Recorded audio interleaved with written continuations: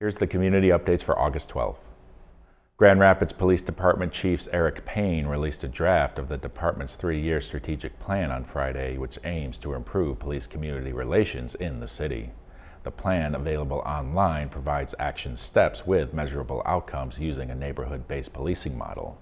It also acknowledges people of color and low-income residents as being disproportionately impacted by policing practices and the criminal justice system historically, and commits to eradicating this within Grand Rapids. The GRPD's plan identifies 3 strategic priorities: safety, innovation, and engagement. Among planned actions within these priorities are transitioning to neighborhood-based policing that makes every patrol officer a community policing specialist, developing and piloting a mental and behavioral health team that can correspond to calls for services related to mental health and nonviolent substance use, and partnering closely with the city's Office of Oversight and Public Accountability and Office of Equity and Engagement. Informing the plan were past community feedback, studies, and input from various external experts that have taken place over the past 5 years, a statement from Payne said. A finalized plan will be presented on September 29th. Payne will be seeking community feedback on the GRPD's 3-year strategic plan during a digital town hall on August 17th from 6 to 7 p.m. The event will stream on the GRPD and City of Grand Rapids Facebook pages with Spanish interpretation provided. All feedback will be used to finalize the plan. Grand Rapids Public Schools announced more details about its online-only learning plan on Tuesday after the district school board approved the plan the day before. First introduced on July 27th, GRPS's plan is to start the school year online only for the first 9 weeks, amid continued COVID-19 concerns. The online format, also known as distance learning, will remain in place for the first marking period, which goes until October 21st. To help prepare parents and guardians for the August 25th start of school, GRPS Superintendent Adrian Robbie shared added details about attendance, the loaning of one-to-one learning devices, meal sites, and more. Attendance during the distance learning phase of the school year is mandatory and will be taken during synchronous learning periods, just like traditional instruction. For the loaning of learning devices, GRPS will provide one-to-one devices to all enrolled students and providing internet access support based on need. For meal sites, all enrolled students will have the opportunity to receive a breakfast and lunch for each school day.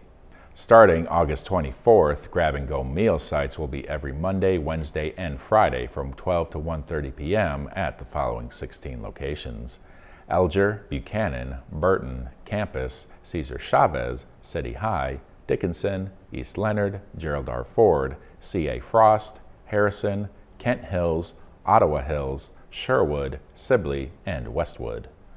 More details about the GRPS return to school plans are available on its website. Further information will be provided to students, parents, and guardians by the respective schools' principals through welcome back videos on Thursday at 6 p.m. 4 formerly nameless alleyways in downtown Grand Rapids have been named and given commemorative street signage to honor local women leaders in Grand Rapids history. Part of an outdoor public art project called Women's Way, the alleyways, now named after the women leaders, have been slowly transforming into murals of the leaders painted by local artists. It's organized by Downtown Grand Rapids Incorporated, the City of Grand Rapids, the Greater Grand Rapids Women's History Council, and numerous area businesses. The first 4 murals being painted in the project are of police officer Harriet Woods Hill, civil rights leader Ethel Cole, educator Angela Kelsey Nakeo-Se Yob, and the Grand Rapids Chicks 1945 All-American baseball team. Improvements of the alleyways down the road will include movable furniture for seating, planters, lighting, a biographical plaque about each woman, and periodic pop-up programming to further activate the spaces. More details about the historic local women and the artists painting them are available on DGRI's website. Listener-supported 88.1 FM WYCE in Grand Rapids, Michigan will be holding a fund drive for our nonprofit radio station on August 13th and 14th. This fund drive will be a world of Michigan music featuring only Michigan artists for 36 hours with info on local restaurants, venues, and area nonprofits throughout. GRTV will also be showing WYCE throwback performances over the years via Comcast Channel 24 and our Twitch stream at twitch.tv/GRTV Access. WYCE typically holds a spring fund drive, but due to the COVID-19 crisis, we're unable to raise the amount of funds that would typically be received to fund our volunteer-powered radio station.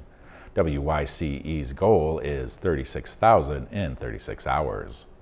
Those who wish to donate can go to wyce.org/donate. Sustaining donors will be put into a drawing for grand prizes, and the first 50 sustaining donors will receive a limited edition WYCE Michigan Music Marathon screen print. For more information, visit wyce.org. The Rapidian encourages local residents to share their own stories related to civic, economic, and public health developments in the Grand Rapids area on the Rapidian's platform. To get started as a community reporter, visit therapidian.org/write. This update is brought to you by the Rapidian, GRTV, and the Grand Rapids Community Media Center. Take care of yourself and take care of others.